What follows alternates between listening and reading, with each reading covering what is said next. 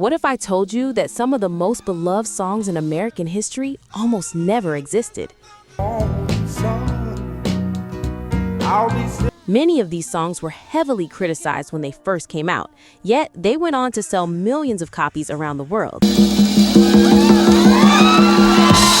Behind those massive hits lie surprising stories that few people truly know. Today, we count down the 10 best-selling R&B songs of all time. And I'm going to tell you the story behind the music that changed history. One of them still generates millions every single year. Let's begin. Number 10, I Heard It Through the Grapevine, Marvin Gaye. Here is something Motown never wanted you to know. This song sat on a shelf for an entire year.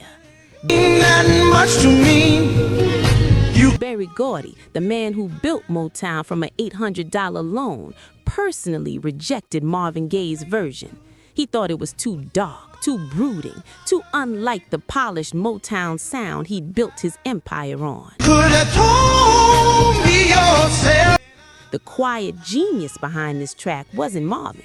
It was songwriter Norman Whitfield, a young, relentless producer who believed in the song so deeply he fought the entire Motown machine to get it released. He'd already recorded versions with Smokey Robinson and Gladys Knight, but he knew Marvin's was the one. When it finally came out in 1968, it became the biggest-selling Motown single of the entire decade, over 4 million copies in the United States alone. It hit number 1 on the Billboard Hot 100 for 7 consecutive weeks. For those of you who remember 1968, the assassinations, the protests, the grief, this song arrived like a voice from the shadows, saying exactly what you were feeling, but couldn't express. Norman Whitfield fought for that, and the world is better for it. Before we continue, can I ask you for a small favor? Only a tiny percentage of the people watching this channel are actually subscribed. That means more than 95% of you enjoy the videos but haven't joined the family yet. And honestly, that part stings a little. Videos like this don't just happen. They take hours of digging through old records, researching artists, double-checking facts, restoring audio, writing scripts, and editing visuals, all to bring back memories and give these songs the respect they deserve. If this channel has ever helped you rediscover a forgotten track, made you smile, relax, or feel a little nostalgic, that's exactly why it exists. So before we move on, take just a second to hit subscribe. It's completely free, but it truly means the world to us. It tells YouTube that this music still matters and that the work behind these videos is worth supporting. All right, now let's get back to the music. Number 9, Sitting on the Dock of the Bay, Otis Redding, 1968. 3 days, that's all the time Otis Redding had between finishing this recording and the plane crash that took his life on December 10th, 1967. He was 26 years old. The risky move here? That whistling you hear at the end. Otis hadn't finished writing the final verse, so in the studio, producer and co-writer Steve Cropper watched Otis simply whistle to fill the space. A spontaneous, imperfect moment that neither man expected to keep. They kept it. When the song was released posthumously in January 1968, it became the first posthumous #1 single in American chart history. It sold over 1 million copies in weeks. It won 2 Grammy Awards, Otis's first. Steve Cropper has said in interviews that finishing that song after Otis died was the hardest thing he's ever done. Every note they mixed, he knew Otis would never hear the final version. If you grew up in the 1960s, this song doesn't just play. It returns you somewhere, to a dock, to a quieter time, to a young man whose voice deserved decades more than he was given. Number 8. Superstition, Stevie Wonder, 1972. This song was never supposed to belong to Stevie Wonder. He wrote it for the Jeff Beck, the legendary British rock guitarist who had become a close friend. The two met during a studio session, and Stevie sat down at the drums and started playing a groove that Beck described as the most incredible thing I'd ever heard. When you believe in things. Stevie promised him the song.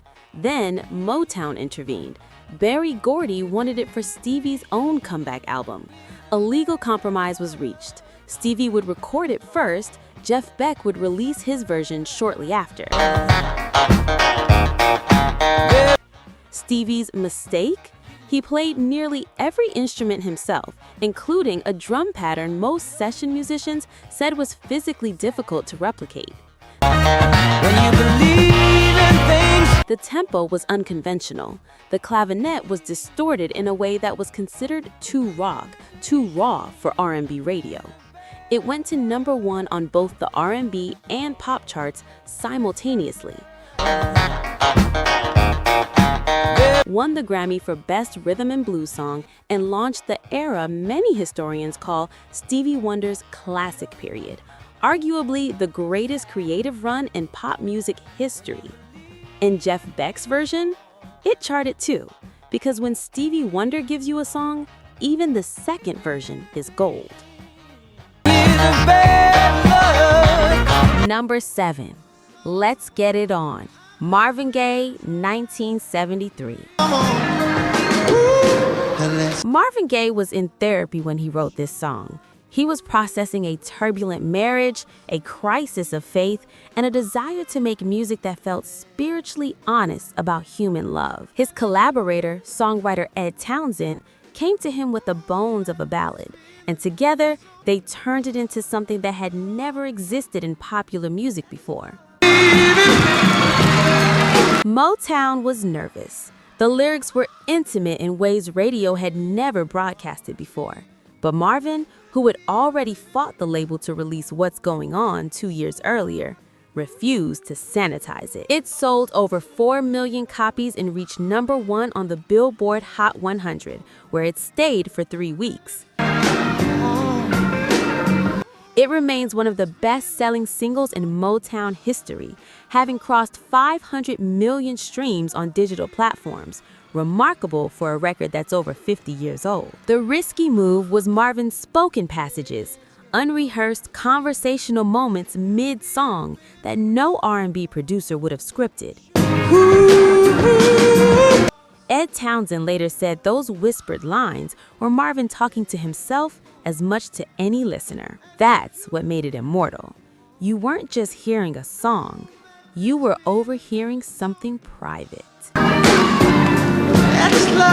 Number 6, I Will Survive, Gloria Gaynor, 1978. The label put this song on the B-side. Record executives at Polydor believed Gloria Gaynor's real hit was the other track, a gentle ballad called Substitute. I Will Survive was an afterthought, something to fill space. The quiet genius here was songwriter and producer Freddie Perrin, who built the arrangement around a chord progression so emotionally direct, so physically propulsive, that DJs began flipping the record within days of release. Radio stations started receiving calls. Listeners wanted the other song. Without you. It sold 14 million copies worldwide. It won the Grammy for Best Disco Recording, the only year that category ever existed. And when the Berlin Wall fell in 1989, crowds in the streets of Eastern Europe sang it. And I grew strong. That is not a pop song. That is a document of human resilience, placed on a B-side by a man who didn't understand what he had. For the women of your generation especially, this song said something that needed saying, out loud, on the radio, for everyone to hear. And how you did me wrong. Number 5, Endless Love, Diana Ross and Lionel Richie. Director Franco Zeffirelli called Lionel Richie personally and asked him to write the title song for his new film. Richie had 10 days. He'd never written a film score before. What he created, and what became one of the greatest duets ever recorded, almost didn't feature Diana Ross. Richie originally imagined a male-female pairing with a lesser-known artist. It was Berry Gordy who insisted on Diana. If you're gonna do this, do it with the best. The song spent 9 weeks at #1 on the Billboard Hot 100, the longest chart run of any song that year. It became the best-selling duet in American chart history at the time of its release. The risky move was structural. The song has almost no bridge. It circles the same emotional core again and again, refusing to resolve. Most songwriters would call that a flaw. Richie called it intentional. Love doesn't resolve, it just continues. For couples who danced to this at their weddings, who played it on anniversaries, you already knew that. Lionel Richie just found the music for it. Number 4, Sexual Healing, Marvin Gaye. Marvin Gaye recorded this song in Ostend, Belgium, broke, exiled from America, hiding from tax debts, his label, and his own past. He hadn't released an album in years. The industry had written him off. Producer Harvey Fuqua and collaborator Odell Brown helped build the track around a drum machine pattern that Marvin originally programmed himself, an instrument widely considered soulless by R&B traditionalists in 1982. Using it, critics said, was a mistake. It won the first ever Grammy Awards for Best R&B Song and Best Male R&B Vocal Performance. It spent 10 weeks at #1 on the R&B charts. It was Marvin's greatest commercial success in a decade. He recorded it in exile. He played it for an audience that had almost given up on him, and he proved that genius, when it's real, doesn't require anyone's permission to return. He would be dead within 2 years. But he came home through this song, and we heard him. Number 3, Celebration, Kool and the Gang. A celebration. When the American hostages returned from Iran in January 1981, the United States government chose one song to welcome them home. Not a hymn, not a patriotic anthem.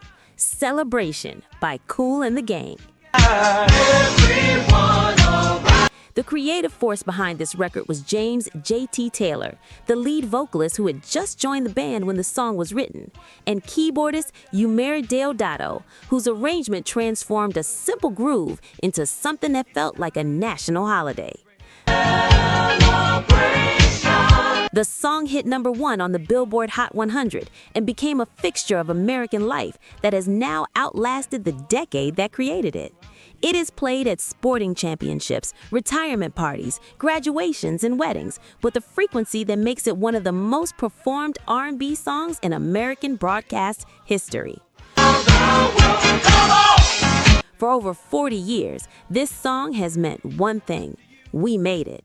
Whatever it was, we made it, and it's time to celebrate. You've earned the right to feel that every time it plays. Number 2, When Doves Cry, Prince. Prince removed the bass line on purpose, completely. Every producer, every engineer in that studio told him it was a mistake. Pop songs have bass lines. R&B songs need bass lines. The low end is what makes people move. Everybody.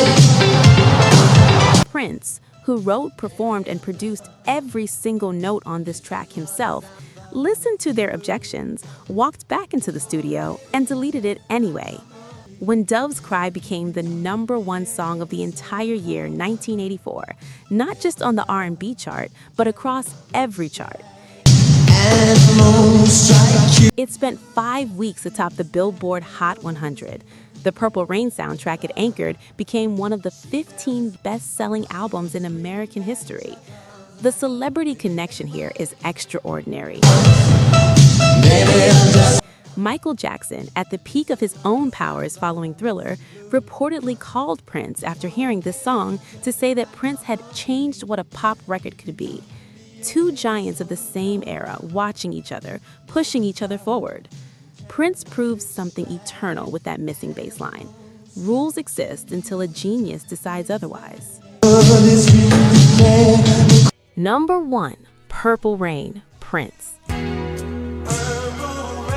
There is one word for what this song is, and that word is transcendence.